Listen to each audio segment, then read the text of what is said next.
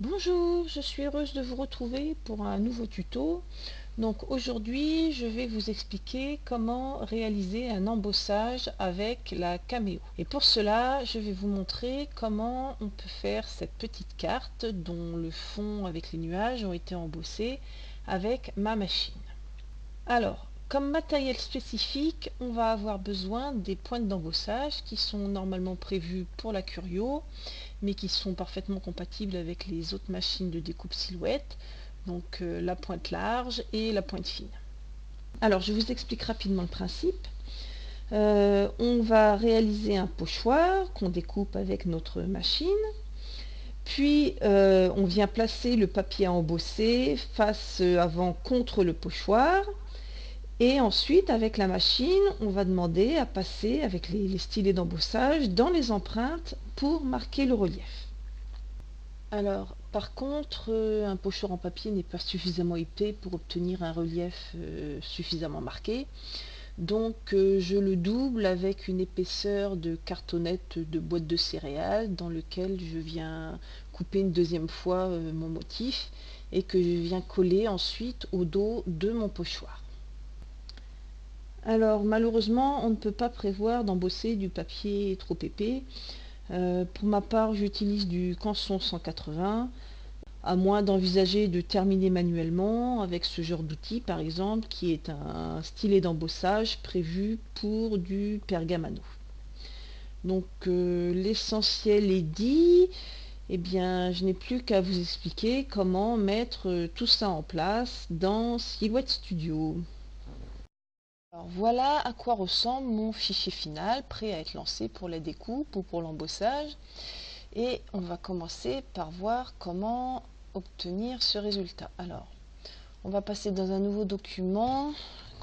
Et alors, la première étape, c'est donc de créer notre motif d'embossage. Donc là, un fond de carte avec des nuages. Donc, le cadre, je l'ai dessiné à la taille du die couture que je vais utiliser pour découper mon fond de carte, hein, un die que j'apprécie, que j'affectionne particulièrement. Et après, donc les nuages que je vais regrouper. Alors, vous les deux, après, vous disposez vos nuages comme vous le souhaitez dans votre cadre. Alors, je vais vous montrer comment on dessine des nuages, c'est très simple. On utilise des cercles de taille variée.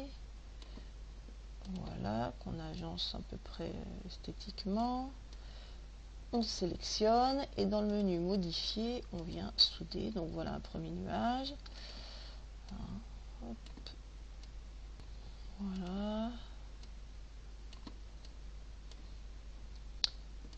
Un deuxième nuage. Alors justement pour les nuages croisés, là, comme ici. Donc on superpose nos nuages.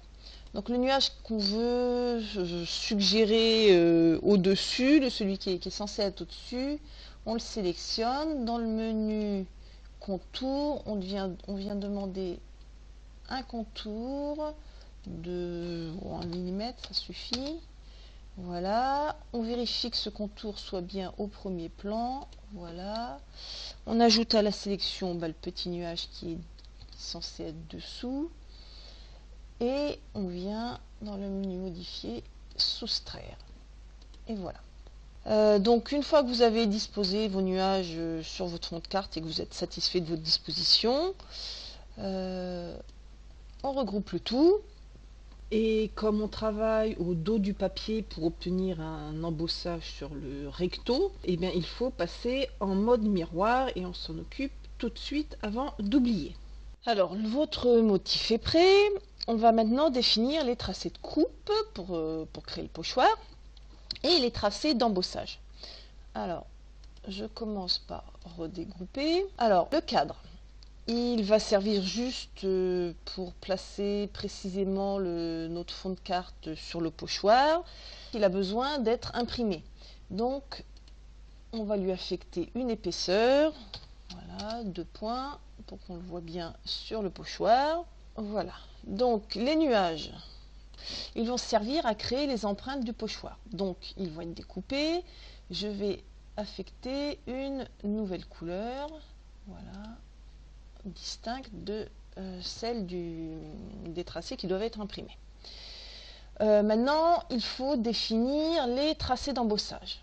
Donc, je commence par aller dans le menu contour et je vais demander un petit décalage de 0,6 mm. Voilà, j'affecte une nouvelle couleur, bleu, je regroupe. Voilà, et donc maintenant en bleu, on a les contours d'embossage. Donc avec un petit décalage par rapport au tracé de découpe pour tenir compte de l'épaisseur du papier.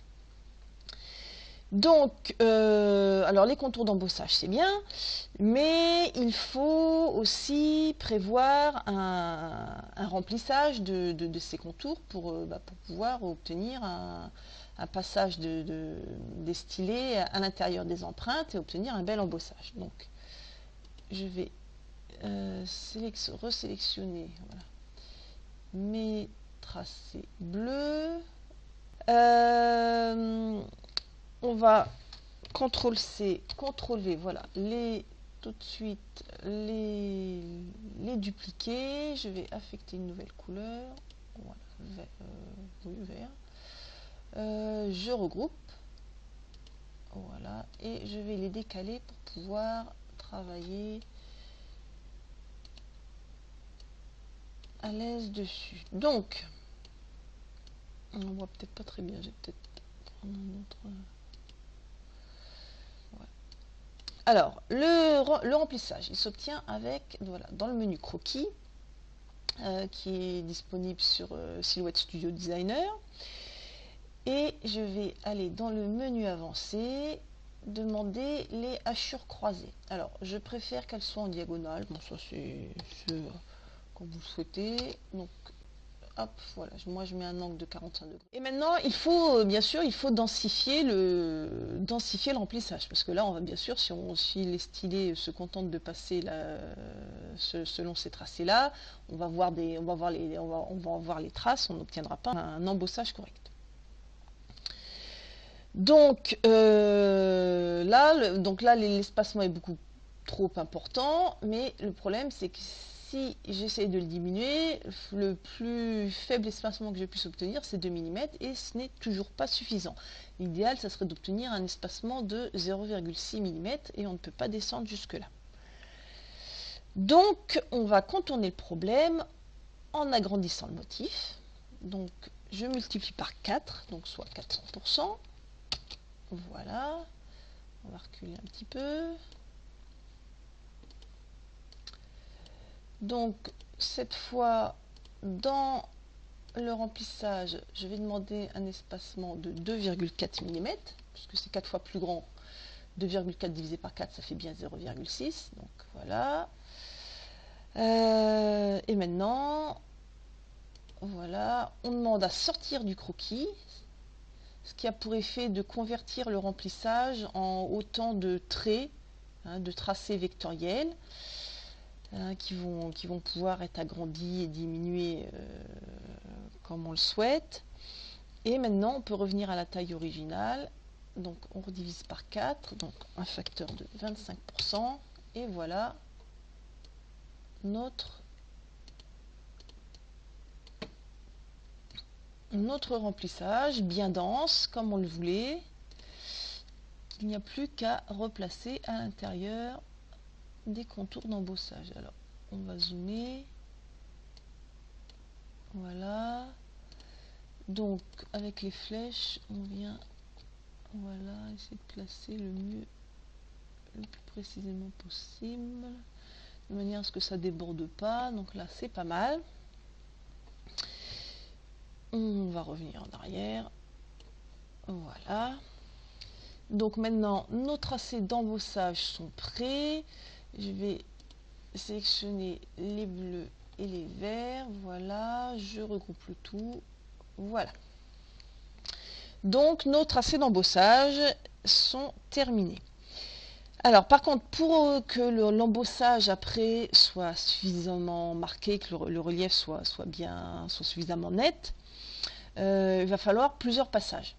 Donc plutôt que de devoir relancer plusieurs fois le travail par le menu envoyer, ce qu'on va tout de suite faire, c'est je fais CTRL C et clic droit, je vais venir coller devant une fois, encore clic droit, deux fois, voilà. Donc je viens coller devant deux autres clones de mes tracés d'embossage, donc ça fait trois épaisseurs superposées, et donc ça multiplie d'autant les passages au moment du travail. Donc voilà, notre fond de carte est prêt, donc maintenant je vais regrouper le tout, voilà. Et il n'y a plus qu'à activer les repères de type 1. Pour ne pas gaspiller de place sur ma page, je vais basculer, hop, je bascule mon pochoir, hein, il tiendra aussi bien en largeur, voilà, et je vais remonter le repère, ce qui permet de préserver une demi-feuille éventuellement pour faire un autre pochoir, ça peut servir. Voilà, donc le fichier est prêt. Bon, pour ma part, je vais revenir à mon fichier de départ, voilà, qui correspond au pochoir que j'ai déjà découpé. Et maintenant, il n'y a plus qu'à paramétrer le travail en fonction des différents tracés et des différentes couleurs. Donc la première étape consiste à créer le pochoir. Donc dans un premier temps, on va lancer l'impression. Une fois notre feuille imprimée avec les repères, on la place sur le tapis de coupe, on insère dans la machine et on va dans le menu envoyer. Alors comme matériau, on sélectionne, donc moi j'utilise du Canson 180. Et puis dans le menu action, on choisit le menu ligne pour avoir les différents tracés en fonction des couleurs et on demande à couper les tracés rouges. Les autres couleurs, on ne s'en occupe pas pour l'instant. Donc on va comme ça obtenir notre pochoir en papier avec les empreintes des nuages.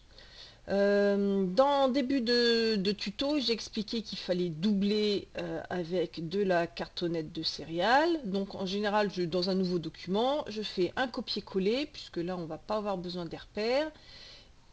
Et je choisis cartonnette de céréales dans mes matériaux préenregistrés. Et je demande à couper les tracés rouges et le cadre noir pour obtenir mon doublage en cartonnette que je vais venir ensuite coller au dos de mon pochoir. On peut maintenant passer au paramétrage de l'embossage. Donc je vais commencer par vous présenter deux réglages spécifiques que j'ai enregistrés. Alors le premier que j'ai appelé entailler.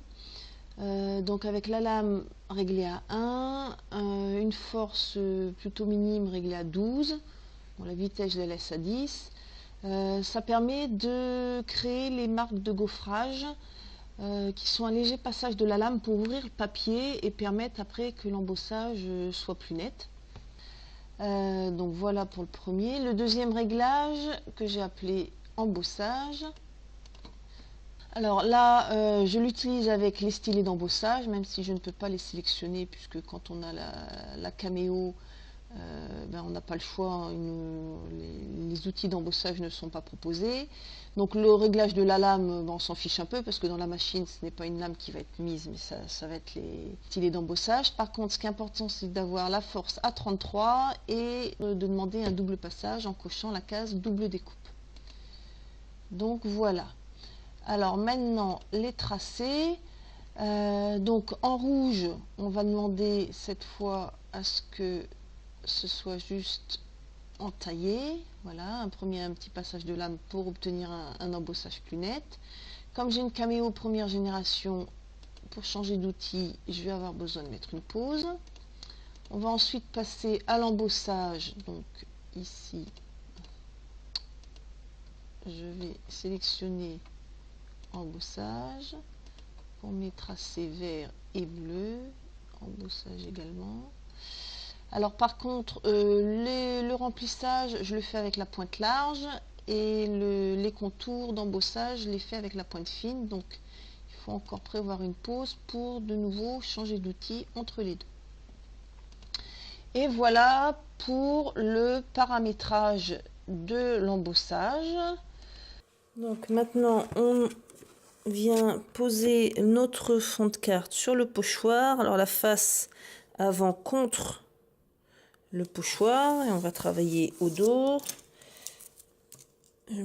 J'utilise du masking tape pour bien maintenir mon papier sur le pochoir.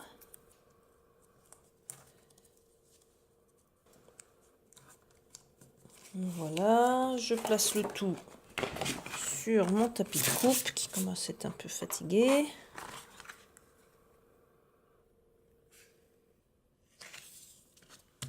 Voilà, et on peut insérer le tout dans la machine.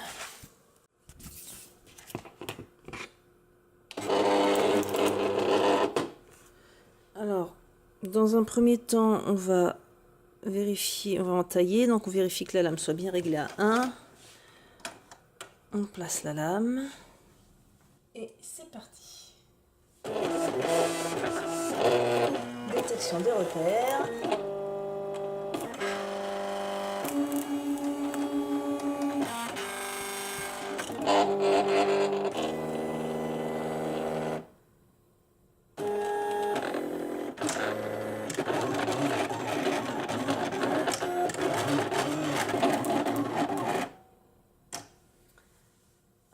La première pause, on va changer d'outil, donc on passe maintenant avec la pointe d'embossage large.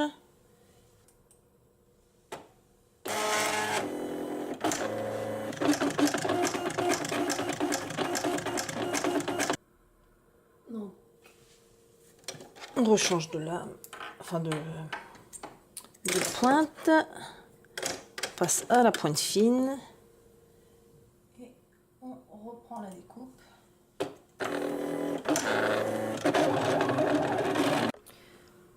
Donc voilà ce qu'on obtient à la fin de l'étape d'embossage. Donc, bon, je ne sais pas si on voit bien. C'est un peu abîmé. Bon, voilà notre fond de carte avec les nuages embossés. Maintenant que l'embossage est réalisé, l'essentiel est fait. Maintenant, pour terminer votre carte, vous n'aurez plus qu'à faire un print and cut avec le petit singe que je vous fournis en freebie sur mon blog.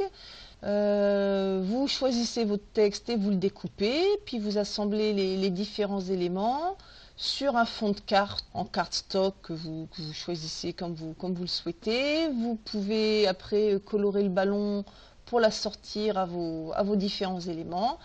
Et voilà, votre carte est terminée. Donc j'espère que ce tuto vous sera utile. N'hésitez pas, si vous le suivez, à partager après vos réalisations et à me montrer le résultat. Et je vous dis merci de m'avoir suivi et à bientôt.